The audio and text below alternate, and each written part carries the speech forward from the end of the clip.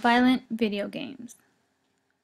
On June 27, 2011, the California Supreme Court has released a decision in the case of Brown v.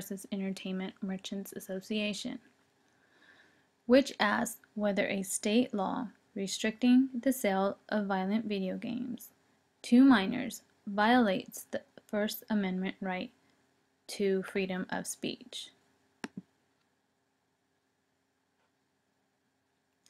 California's law tried to prove that the action of the violent video games played by the minor, that include killing, maiming, dismembering, and sexually assaulting an image of a human being, may cause harm to young children's minds and may cause minors to act aggressively and engage in violent activity.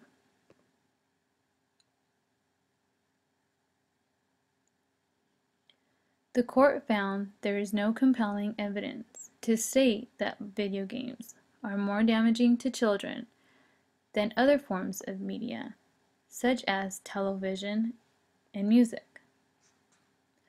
California's claim that interactive video games can cause problems because the player participates in violent action while playing the game and determines its outcome by choice.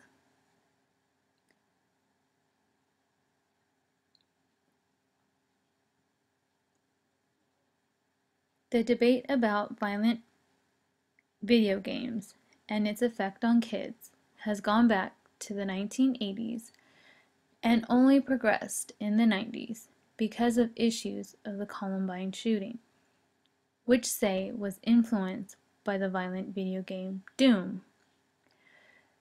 This video game was used to train military soldiers to kill.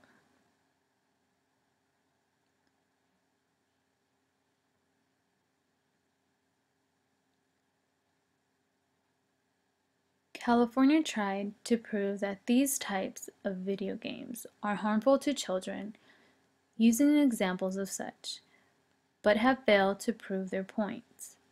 The judge sympathized with California, but said their evidence was not compelling.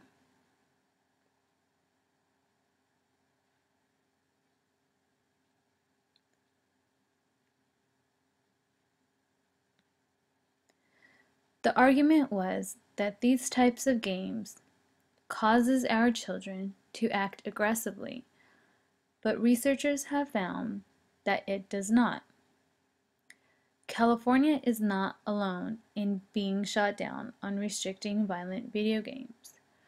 So were other states, like Michigan and Illinois, were also rejected trying to restrict violent games.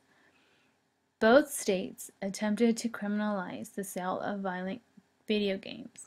However, both failed because the video game industry is protected under the First Amendment rights of freedom of speech, which clearly states that people have the right to speak clearly without censorship and freedom of expression.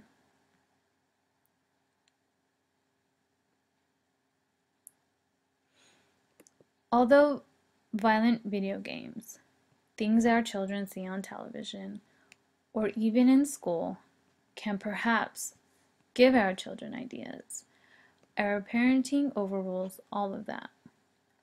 As long as we have a strong foundation in raising our children, we are responsible in teaching our children right from wrong.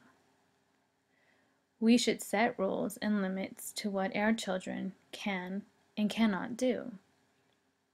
The value of respecting ourselves and others is a huge part in setting morals in our children. What do you think?